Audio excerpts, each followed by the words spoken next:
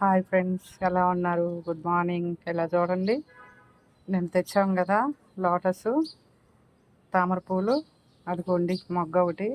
కొంచెం తయారైన తర్వాత మనము ఇలా చేత్తో అనుకోవడమే అనుకుంటా. ఈ ఫ్లవర్స్ చూడండి ఎంత బాగున్నాయో. కలర్ కూడా అంత నిండు పింకు, చాలా బాగుంది కదా. మన గార్డెన్లో అయితే ఇలాంటిది వైట్ ఉంది.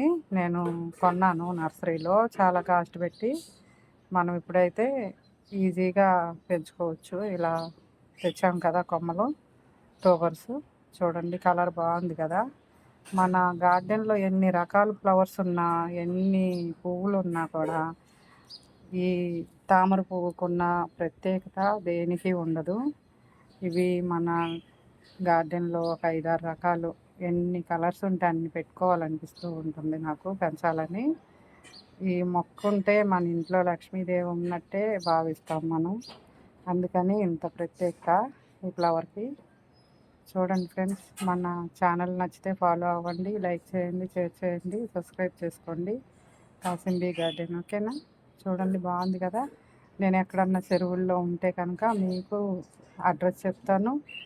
ఇక మనం ఎలా తీయాలి, తీసినవి నాటేవి అన్నీ చూపిస్తాను, ఓకేనా.